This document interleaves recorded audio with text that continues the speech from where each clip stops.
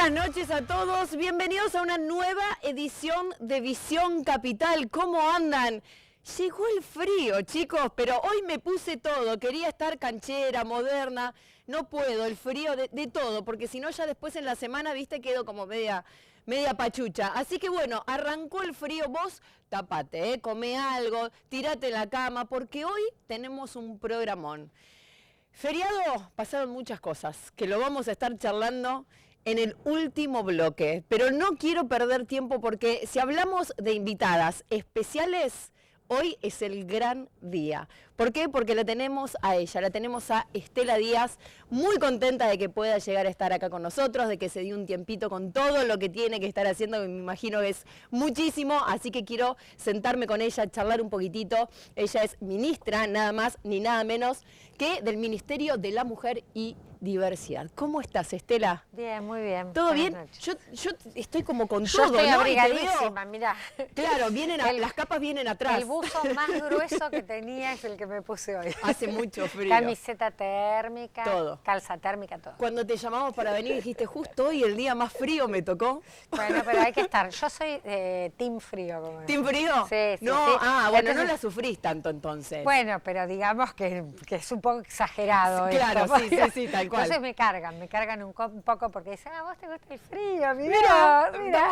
Está muy bien. Bueno, primero muchísimas gracias por venir. La verdad es un placer poder charlar estos dos bloques que tenemos, porque sí, hay para hablar, es como mucho, ¿no? Sí, la verdad que la gestión en la provincia de Buenos Aires, la continuidad de un ministerio, nosotros tuvimos el primer periodo a partir del 19, cuando llega el gobernador Axel Kicillof, se crea el ministerio en la provincia, a la par que se creó el nacional y en otras provincias del país. Bueno, en este tiempo eso ha cambiado a partir del cambio de gobierno nacional en la mayoría de las provincias, producto del ajuste además ha habido de jerarquizaciones. Bueno, sin embargo en la provincia de Buenos Aires la voluntad de Axel Kicillof fue continuar con el rango ministerial, pero además continuar con un compromiso que es un poco la tarea que nosotras tenemos, llevar políticas específicas adelante y además ser el organismo rector de la perspectiva de género y diversidad en el conjunto de gobierno. Así que mucha tarea en una provincia tan inmensa como la nuestra, ¿no? Sí, me imagino. De lo que quedó a lo que ves hoy en día, ¿cómo viene el proceso y los proyectos? Mira, la verdad que hay mucha preocupación por el cambio a nivel nacional, porque no solo en un primer momento el Ministerio Nacional se desjerarquizó y después se eliminó directamente la política. Y esto tiene un fuerte impacto en varios aspectos de la gestión, porque había programas importantes, casi el 80% del presupuesto del Ministerio Nacional, porque se dijeron muchas cosas. La inmensa mayoría iba al abordaje de políticas y programas que atendían la violencia por razones de género, que es una problemática muy extendida, que contribuyó que haya ministerios para ampliar miradas, programas, para articular con el Poder Judicial. Bueno, todo esto está eliminado. El programa Acompañar, por ejemplo, que es un programa que asiste a las mujeres en la salida de la violencia con un salario mínimo vital y móvil 6 meses. Es un programa que muchas bonaerenses accedieron en ese proceso. Para decirte cómo lo están terminando, desde diciembre no hubo más altas y había a fin de año 45.000 beneficiarias y hoy son menos de 20.000. Porque solo quedan las que residualmente se les estaba dando esta contribución, en muchos casos además de riesgo de vida, por lo tanto sostener cuando la situación económica es la que no permitía la salida de la violencia, sostenerlo económicamente. ¿Qué pasa con esas mujeres, Estela, que quedaron ahí? Mira, la verdad que hoy en día vos nosotros estamos haciendo todo el esfuerzo en la provincia para seguir sosteniendo las políticas que como gobierno provincial impulsamos, trabajando en el apoyo fuerte para que las áreas de género de los municipios, nosotros tenemos 135 municipios, ahí trabajando mucho para que las áreas fortalezcan los espacios de atención, les hacemos asistencia técnica y nos preocupa ahí especialmente otro tema que han vaciado porque se jactaba el jefe de gabinete Francos y Adorni, que es el vocero, que había sacado 85% del personal de lo que era el Ministerio de las Mujeres. Y una parte de eso eran las trabajadoras responsables, 100, 120 creo, de la línea 144, que es una línea, que es un servicio de atención de 24 horas a las mujeres que sufren violencia de género o equipos que están atendiendo y quieren consultar a dónde ir. Nosotros tenemos nuestra línea provincial, pero en el cordón primero y segundo del conurbano, las llamadas, casi la mitad de lo que atendía Nación es a bonaerenses. ¿Por qué? Porque los celulares 011 por las antenas rebotaban en la línea nacional y no en la nuestra. Y que teníamos un sistema de articulación. Los recurseros, ellos nos pasaban el caso, podíamos ver las intervenciones para hacer el acompañamiento o el seguimiento después de la llamada. Claro. Quedaron 2 personas de las históricas. ¿Ese seguimiento cómo es? Desmantelado ha quedado. Nada, a partir de lo nacional, por lo tanto nosotros estamos en un proceso trabajando con el gobernador, con el ministro de Gobierno, con el área de comunicación para poder recibir y ser nosotros desde las provincias quienes demos el servicio a todas las bonaerenses. Para el resto del país, nada, hay provincias en las que no hay líneas como tenemos nosotros. Y esto a veces es riesgo de vida y a veces es una consulta porque quien sufre la violencia no tiene claridad muchas veces de qué es lo que le está pasando. Cuando llamaron a la línea es un primer nivel de atención, el anonimato, el poder usar el sistema de WhatsApp que les ayuda a escribir en un momento donde por ahí están en peligro, no tienen...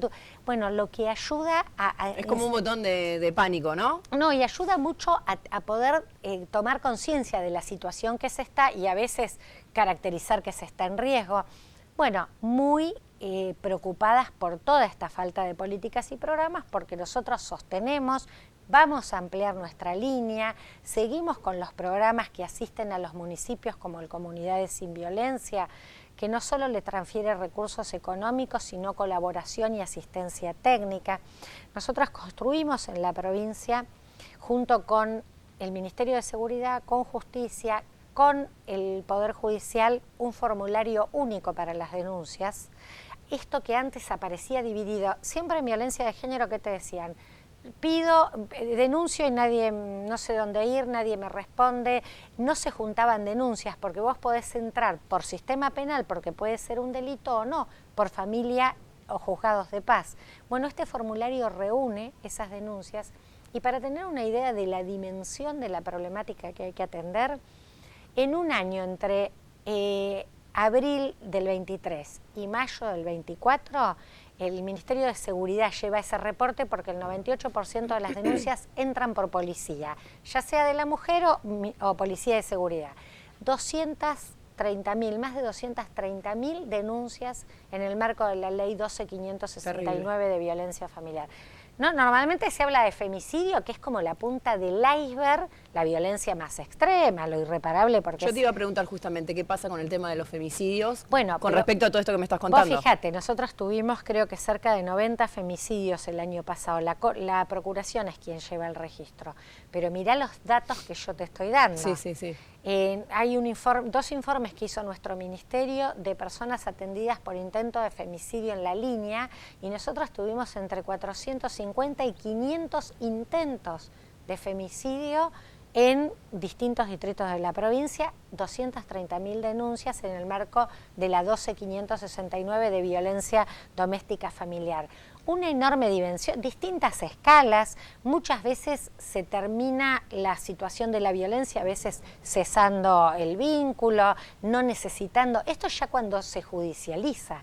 Hay casos que no llegan incluso a judicializarse. Yo te iba a preguntar, Estela, esto del seguimiento que estabas hablando una vez que una mujer llama a la línea 144, ¿cuál es ese seguimiento? Porque he escuchado mucho de que pasa esto de que uno llama, hace la denuncia y después del otro lado la persona hace lo que quiere, se vuelve a acercar, vuelve a conectar. Hay una problemática en relación, nosotros siempre decimos que la salida de la violencia de género es un proceso y acá pensamos la mayoría de las que se da tienen que ver con violencia doméstica familiar. Puede haber otras formas de la violencia, sí. Violencia institucional, violencia laboral, en el ámbito de la salud reproductiva, violencia obstétrica, una que tiene bastante denuncia en el sistema de salud. Pero de la doméstica familiar hay un tema que es un proceso la salida de la violencia, porque además vos formaste una pareja, en general se da, la mayoría de los casos, del agresor varón hacia la mujer, ¿no? El 80% de las denuncias que tenemos tiene esas características. Pero el proceso de salida, por ahí empieza en donde tomás conciencia de qué pasó, cuál es la situación en la que estás. Nosotros tenemos una línea para los varones también, que atendemos a muchas veces derivados del Poder Judicial, pero también hay llamadas espontáneas de varones que dicen, y no sé qué pasa con mi conducta, me están diciendo que no está bien lo que hago. ¿Desde ese lado? Desde ese lado. Yo para atender a los agresores. Es para atender a los agresores, porque además lo que hemos creado es dispositivos, hay cerca de 90 dispositivos grupales para varones agresores, que a veces son por mandatos que el Poder Judicial les dice, bueno, les vamos a colocar una tobillera, un perímetro de falta de acercamiento, pero además eso generalmente se viola, ¿no? Hay que trabajar con el cambio de conducta. Nosotras apostamos, por eso las políticas son de prevención, de asistencia, de atención, de salida de las violencias, el trabajo con los agresores y el cambio de conducta. Entonces ahí, de estos grupos que muchas veces no tenían demasiado éxito porque eran bastante negadores los agresores, siempre decían que lo que ellos hacían estaba muy bien, pero ahora me parece que hay una situación a donde también ahí en los grupos hay un proceso colectivo y compartido de cambio de práctica, y a veces lo tienen que hacer obligados porque es una manda judicial como parte de las cuestiones de las medidas de control. Es muy importante esto. Y es muy importante que estas políticas nosotras las trabajamos con cada municipio, porque la persona que sufre la violencia, vos imagínate, nosotros, bueno, acá estamos como en región capital, además como se llama el programa, pero acá en la región, imagínate la dimensión, la ciudad de La Plata, Berisso, Ensenada, Magdalena, Brance, necesitas que en las localidades haya atención. Por ejemplo, en la ciudad de La Plata, desde que asumió el nuevo intendente, Julio Alac, él crea una Secretaría de Mujeres y Diversidad. ¿Y qué está haciendo la Secretaría? Además de emplear el horario de atención, generó dispositivos para varones agresores para que vayan por voluntad propia y además está descentralizando en los barrios los equipos de atención. Los equipos rotan con abogadas, psicólogas por los barrios para poder recibir en la cercanía, porque si la mujer no puede viajar a la ciudad. Bueno, nosotras apuntamos a fortalecer a que estas políticas existan en los 135 municipios, 2.000 localidades. Necesitamos mucho más trabajo, sí, claro, más ministerio. Algunos dicen menos ministerio, no, al contrario. Necesitamos más gente, claro. Y eso requiere gente especializada, inversión presupuestaria. La provincia, por primera vez con el gobierno de Axel, en el primer gobierno, se destinó recursos provinciales para acompañar a los municipios para que ellos fortalezcan su capacidad de atención, junto a la policía que tiene equipos en las comisarías de mujer y junto con el Poder Judicial, que tenemos una mesa interpoderes donde trabajamos para mejorar el acceso a la justicia y que no sea un lugar de revictimización, sino un lugar que dé respuestas, bueno, adecuadas a cada caso. Cada situación es muy distinta. Esas imágenes que estábamos viendo de todas las mujeres son de charlas y demás que realizan. ¿Estela? Sí, nosotros tenemos un consejo social con organizaciones, tenemos el consejo con las áreas locales y entonces en esos ámbitos, bueno, desarrollamos además de charlas, de presentación de la política pública, de conversación en los territorios para ver qué prioridades hay en cada lugar. También tenemos mucha política de formación, porque también todo el conciencia.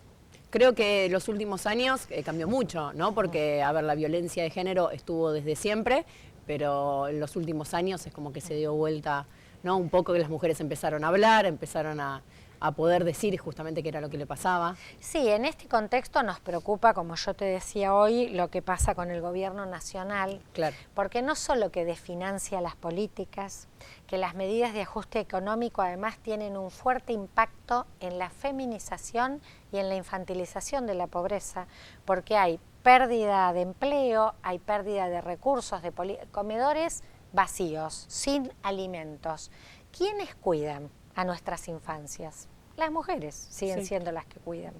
Entonces, UNICEF ha dado datos que realmente son muy preocupantes, porque en el primer semestre de gobierno nacional de Milei creció la pobreza en la infancia un 20% y la indigencia, un factor que no crecía demasiado, la indigencia, porque había empleo, pero un empleo que no te alcanzaba el salario.